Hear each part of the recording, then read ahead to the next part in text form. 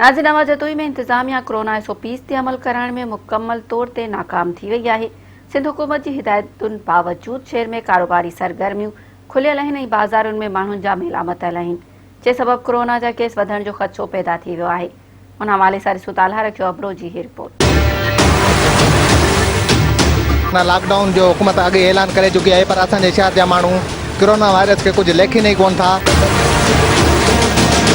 कें भी माण्हू वटि मास्क न आहे। हींअर बि मुंहिंजे इर्द गिर्द माण्हू तव्हां ॾिसी रहिया आहियो त कंहिंखे बि मास्क आहे कोन। नवां जतोई में कंहिं बि क़िस्म जो को बि SOPs ते अमल दरामद न पियो करायो वञे। पुलिस इंतज़ामिया मुकम्मल तौर ते ख़ामोश बणियल आहे। बिल्कुलु हिते माण्हुनि खे छूट ॾिनी वई आहे। असांजो मुतालबो आहे त हिन ते सख़्तु SOPs ते अमल करायो वञे। जी त नाज़रीन, हिन वक़्तु मां मौजूदु आहियां नवां जतोई शहर में, जिते को बि SOPs ते अमल दमल न आहे, न वरी कोई सोशल डिस्टेंस आहे। हिते होटलूं, पार्क ऐं दुकान ॿियूं शयूं जेकियूं बि आहिनि सो खुलियल नज़र अची रहियूं आहिनि। इंतज़ामिया पारां जेको आहे सो बि SOPs ते अमल करण में नाकाम वई आहे।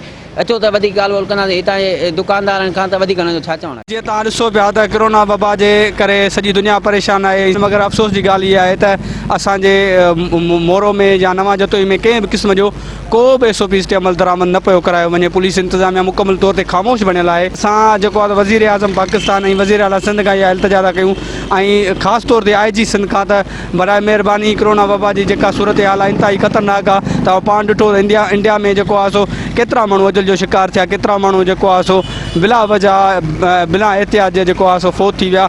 ऐं ख़ुदा न करे असांजे मुल्क में बि अहिड़ी सूरत हाल थिए।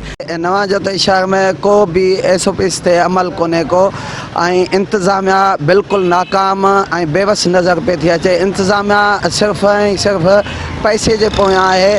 कुझु होटलनि वारनि खां पैसा वठी करे उन्हनि खे होटल खोलण जी इजाज़त ॾिनी वई आहे। ऐं हिते एतिरे क़दुरु बि आहे त जीअं हिते गाॾा जेके छोला गाॾनि ते खपाइनि था, उन्हनि खां बि पैसा वठी उन्हनि खे बि इजाज़त ॾिनी वई आहे त तव्हां भली हिते कारोबार कयो। बिल्कुलु हिते माण्हुनि खे छूट ॾिनी वई आहे। असांजो मुतालबो आहे त हिन ते सख़्तु SOPs ते अमल करायो वञे। लॉकडाउन जो हुकूमत आगे ऐलान करे चुकी है, पर असांजे शहर जा माण्हू कोरोना वायरस के कुछ लेखी नहीं कोन था, न SOPs ते अमल था कनि, न मास्क था पाइनि।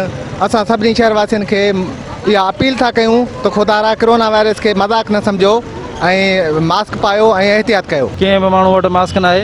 हींअर बि मुंहिंजे इर्द गिर्द माण्हू तव्हां ॾिसी रहिया आहियो त कंहिंखे बि मास्क आहे कोन। ऐं असां आला अख़्तियारनि खे इहा ई अपील कयूं था त जेको आहे सो SOPs ते वधि खां वधि अमल करायो वञे, त जीअं हिन मुज़ी मर्द खां बची सघिजे। लॉकडाउन जो हुकूमत आगे ऐलान करे चुकी है, पर असांजे शहर जा माण्हू कोरोना वायरस के कुछ लेखी नहीं कोन था। कंहिं बि माण्हू वटि मास्क न आहे। हींअर बि मुंहिंजे इर्द गिर्द माण्हू तव्हां ॾिसी रहिया आहियो त कंहिंखे बि मास्क आहे कोन। नवां जतोई में कंहिं बि क़िस्म जो को बि SOPs ते अमल दरामद न पियो करायो वञे। पुलिस इंतज़ामिया मुकम्मल तौर ते ख़ामोश बणियल आहे। बिल्कुलु हिते माण्हुनि खे छूट ॾिनी वई आहे। असांजो मुतालबो आहे त हिन ते सख़्तु SOPs ते अमल करायो वञे।